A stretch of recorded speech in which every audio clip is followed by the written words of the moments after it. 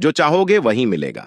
अपने मन में जिस चीज का विचार करना प्रारंभ करोगे वो चीज तुम्हें मिलने लगेगी।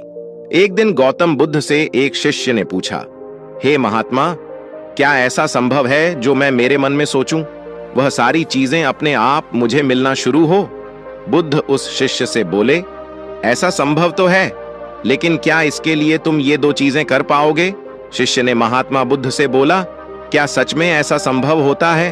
अगर हां, तो हे महात्मा, मुझ पर कृपा कर मुझे बताए ऐसा होना कैसे संभव है। मैं इसके लिए कुछ भी करूंगा। बुद्ध उस शिष्य से बोले, तो सुनो, तुम अपने मन में जो चाहोगे वो तुम्हें मिलने लग जाएगा। इसका पहला उपाय यह है कि तुम्हें अपने मन को अपने नियंत्रण में लाना सीखना होगा। जब तुम्हारा मन पूरी तरह से तुम्हारे काबू में आ जाएगा, तब उस दिन से तुम्हें अपनी मनचाही चीजें मिलना शुरू होंगी। शिष्य बुद्ध से बोला, लेकिन गुरुजी, मन को वश में कैसे लाया जाता है और इस समस्या का दूसरा उपाय क्या है? बुद्ध शिष्य से कहते हैं, मन को वश में लाने का सबसे पहला और महत्वपूर्ण उपाय अपने इंद्रियों को संयमित करना होता है। तुम्हारे पांचों इंद्रियों जब तुम्हारे वश में होंगी, तभी तुम अपने मन को वश में करने में कामयाब हो पाओगे। शिष्य कहता है, हे गुरुदेव, आप कहते हो कि इंद्रियों को काबू में करने से हमारा मन हमारे काबू में आएगा और फिर जो मैं मेरे मन में सोचूं वो चीज मुझे मिलने लगेगी। लेकिन गुरुदेव, इंद्रियां तो मेरे काबू में हैं। मैं जैसे चाहूं वैसे अपने हाथों को, आंखों को या फिर पैरों को हिला सकता हूं। फिर मुझे जो चाहे वो चीजें क्यों नहीं मिल पाती? बुद्ध शिष्य से कहते हैं, बालक, तुम अपने पांचों इंद्रियों की क्रिया के बारे में अपने मन में विचार कर रहे हो, लेकिन अपने पांचों इंद्रियों को अपने काबू में रखने का असली अर्थ यह है कि तुम्हें किसी भी भौतिक चीज का मोह ना रहना। जब मनुष्य के मन के अंदर अलग अलग प्रकार के मोह उत्पादित होते हैं, तब उसका मन उन चीजों को देख दुखी होता है, जिस वजह से वो व्यर्थ की चिंता में फंसता चला जाता है। वही जिस इंसान का मन अपने काबू में होता है, ऐसा व्यक्ति किसी भी प्रकार के मन के छलावे में न फंसकर अपने लक्ष्य की ओर अग्रसित होता है और वही व्यक्ति जीवन में आगे जाकर अपने लक्ष्य को पूरा कर जीवन में सफल बन पाता है। शिष्य कहता है, हे महात्मा, मन को वश में करने का सही उपाय क्या है? किस प्रकार मैं अपने मन को अपने वश में ला सकूंगा? और गुरुदेव, दूसरा उपाय क्या है जिससे मैं अपनी मनचाही चीजों को पा सकता हूं? बुद्ध शिष्य से कहते हैं, तुम्हें अगर अपने मन को वश में करने का उपाय पता करना है तो तुम सामने दिख रहे पेड़ के नीचे 1 महीना हर दिन 2 घंटों के लिए मौन रहकर ध्यान करना। जैसे ही तुम्हारे इन 30 दिनों का सफर खत्म होगा, वैसे ही तुम्हें अपने मन को काबू में करने का उपाय भी मिल जाएगा। जिस दिन तुम्हें अपने मन को वश में करने का उपाय पूरी तरह ज्ञात हो जाएगा, उसी दिन से तुम अपने मन में जिस भी चीज का विचार करोगे, वही चीज तुम्हें प्राप्त होना शुरू होगी। अगर तब तुम पैसे के बारे में या फिर संसार में मौजूदा किसी भी चीज के बारे में अपने मन में विचार करते हो, तो वो विचार तुम्हें अपनी मन चाहे चीज को प्राप्त करने में तुम्हारी मदद करेगा। पर इसके लिए तुम्हें अपने मन को वश में कर पाना अत्यंत जरूरी है। जब तुम अपने मन को वश में कर लोगे, तभी मैं तुम्हें दूसरे उपाय के बारे में बताऊंगा। शिष्य बुद्ध को प्रणाम कर कर कहता है, यह तो काफी आसान कार्य है गुरुदेव। केवल 1 महीना ही ना, कहो तो मैं 1 साल तक 2 घंटे उस पेड़ के नीचे बैठ सकता हूं। आप मुझे आज्ञा दे, कल से ही मैं ध्यान में बैठने के लिए तैयार हूं। इस पर बुद्ध मुस्कुराए और शिष्य से बोले, ठीक है, तुम पहले 30 दिन उस पेड़ के नीचे मौन रहकर ध्यान करके तो दिखा दो, फिर हम आगे बात करेंगे। उस शिष्य को लगता है, गुरुदेव ने तो मुझे बहुत ही आसान कार्य सौंपा है, इसे मैं आसानी से ध्यान पूर्वक कर सकता हूं। इसमें कौन सी बड़ी बात है? 1 महीना पेड़ के नीचे ध्यान ही तो लगाना है, इसे मैं आसानी से कर सकता हूं। शिष्य दूसरे दिन गौतम बुद्ध को प्रणाम कर उस पेड़ के नीचे मौन रूप से बैठ गया। 3-4 दिन तक ऐसे ही चलता रहा। शिष्य हर दिन बुद्ध के पास जाता, उनको प्रणाम करता और उस पेड़ के नीचे जाकर मौन रूप से ध्यान करना प्रारंभ करता। लेकिन जब छठे दिन रोज की तरह शिष्य उस पेड़ के नीचे बैठने जाता है, तब उस समय उसका मन बेकाबू होने लगता है। उसके मन में अलग अलग चीजों के विचार आना शुरू होते हैं। उसने अब तक जिस लोगों से बुरा बर्ताव किया, अपने साथ गुरुकुल में पढ़ रहे भाइयों को उसने हर बार कैसे मूर्ख बनाया और अपनी तारीफ करने के लिए गुरुजी को कब कब झूठ बोला। इन सारी बातों के विचार उसके मन में उत्पादित होने लगे, जिससे उसका पूरी तरह ध्यान में मन लगना बहुत ही मुश्किल होने लगा। थोड़े दिन बीते। आज उस शिष्य का मौन रहकर ध्यान करने का 17वां दिवस था, लेकिन उसके मन में बार बार आते हुए गलत विचार उसे ध्यान को ठीक से करने नहीं दे रहे थे।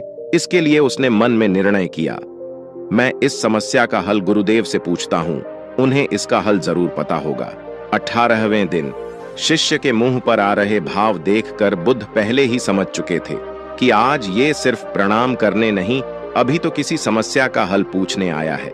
शिष्य बुद्ध के पास जाता है और कहता है, हे महात्मा, आपके बताए अनुसार मैं हर रोज 17 दिनों से उस पेड़ के नीचे ध्यान लगाने बैठ जाता हूं। शुरुआती दिनों में मैं जब ध्यान लगाने बैठता था तब मेरा मन पूरी तरह लगता था, लेकिन अब उस पेड़ के नीचे जब मैं अपना ध्यान लगाने बैठ जाता हूं तब मेरा ध्यान सही से नहीं लग पाता। मेरे मन में अलग अलग प्रकार के विचार आते हैं। जो विचार मुझे आते हैं उनके बारे में सोचकर मुझे अपनी सोच के ऊपर गुस्सा आने लगता है। मैंने अपने गुरु भाइयों के साथ कितना गलत किया, कितनी ही बार मैंने आपसे प्रशंसा के खातिर झूठ बोला। ये सभी गलत विचार न जाने मुझे अंदर से ही खाए जा रहा है। मैं अब तक कितना गलत था, इस बात को उजागर करते हैं, जिस वजह से मेरा ध्यान पर मन लगना तो दूर, मैं ध्यान करते समय इन्हीं विचारों से जूझता रहता हूं। हे महात्मा, मुझ पर कृपा करें और मुझे इन गलत विचारों को अपने मन से पूरी तरह खत्म करने में सहायता कीजिए। बुद्ध शिष्य से कहते हैं, तुम्हें जब मैंने पहले दिन मौन रहकर पेड़ के नीचे बैठने के लिए कहा था तब तुम्हारे मन में किसी भी प्रकार के विचार नहीं आ रहे थे, लेकिन अब 18 दिन बीतने के बाद तुम्हारे मन में अपनी गलतियों के विचार उत्पादित हो चुके, जिसका कारण एक ही है। जब तुम अपने गुरु भाइयों के साथ मस्ती करते थे और सबको अपनी तारीफ करने के लिए झूठी कहानियां सुनाते थे, तब तुम शांत रहकर अपने मन से बातें न करके पूरे दिन गुरु भाइयों के सामने बढ़ावा करने में समय व्यतीत करते थे। लेकिन जब तुमने अपने अंदर अपने मन से बातें करना प्रारंभ किया तो तुम्हें अपने आप ही अपनी गलतियों के बारे में विचार आने शुरू हुए, जिसका कारण एक ही है। व्यक्ति अपने आप से किसी भी सवाल को पूछता नहीं है। लोग शांत रहकर खुद से बात करना पसंद नहीं करते और दूसरों से अपनी समस्याओं का हल पूछकर उदास होते हैं। जब इंसान अपनी किसी भी प्रकार की समस्या का हल शांत रहकर अपने आप से पूछता है, तब उस वक्त उस व्यक्ति की बुद्धि खुद ब खुद उस समस्या को हल करने का रास्ता उस इंसान को बताना शुरू करती है। जब तुम अपने आप से बातें करना प्रारंभ करते हो तब तुम्हें खुद की अच्छाइयां और बुराइयां दोनों दिखना शुरू होती है, जिसका फायदा तुम्हें भविष्य में होना शुरू होता है। यानी जब तुम्हें अपनी गलतियां दिखती तब तुम उन पर शाह किसी काम कर अपने आप ही आगे बढ़ना शुरू कर देते हो, जिस वजह से तुम अपने मन में जिस भी चीज को सोचते हो उस चीज को करने का रास्ता तुम्हारी बुद्धि तुम्हें दिखाना शुरू करती है। बुद्ध कहते हैं, इसलिए मैंने पहले ही दिन तुम्हें बताया था, जैसे जैसे तुम शांत रहकर अपने मन से विचार करना शुरू करोगे वैसे वैसे तुम्हें अपनी मन चाहे चीजें मिलना प्रारंभ होंगी। बुद्ध शिष्य से बोले, गुरुदेव, आपने मुझे दूसरा उपाय बताने का भी वादा किया था। मुझे लगता है वो उपाय इससे आसान होगा। कृपा कर मुझे दूसरा भी उपाय बताइए। तभी वह बौद्ध भिक्षु मुस्कुराए और बोले, मैं तुम्हें दूसरा उपाय तुम्हारे 30 दिन पूरे होते ही बता दूंगा। शिष्य बुद्ध को निराशा भरी नजरों से देखता है और वहां चला जाता है। थोड़े दिन बीतते हैं। आज उस शिष्य के 30 दिन पूरे हो चुके थे। शिष्य बुद्ध के पास चला जाता है और बुद्ध से पूछता है गुरुदेव, मुझे मेरा मन इतना हल्का क्यों लग रहा है?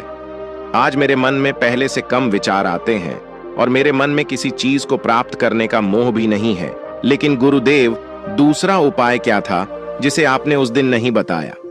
तभी वह बौद्ध भिक्षु एक बार फिर मुस्कुराए और बोले, दूसरा उपाय था ही नहीं, बस मैंने तुम्हें इसलिए दूसरे उपाय के बारे में बताया था क्योंकि तुम ध्यान के इस 30 दिन में भटक ना जाओ। तुम अपने ध्यान के इन दिन को पूरी तरह से खत्म कर पाओ, जिससे तुम्हें अपने अंदर की आवाज को पहचानने में मदद हो और तुम जान सको कि ऐसा संभव जरूर है कि जो तुम चाहो वह तुम्हें मिल सकता है, लेकिन अपने मन को वश में करने के बाद ये और भी ज्यादा आसान हो जाते हैं। इसलिए इंसान का मन अगर उसके वश में हो तो वो अपनी मन चाहे चीज को प्राप्त करने में समझ रखता है। वही दोस्तों, गौतम बुद्ध की इस कहानी को आप अपने परिवार या मित्रों के साथ शेयर करके उन्हें भी बुद्ध के ज्ञान से अवगत करा सकते हैं। तो दोस्तों, आज के वीडियो में बस इतना ही। उम्मीद है आपको यह वीडियो पसंद आई होगी। अगर पसंद आई होगी तो वीडियो को एक लाइक करना मत भूलिएगा। धन्यवाद और नमो बुद्धाय।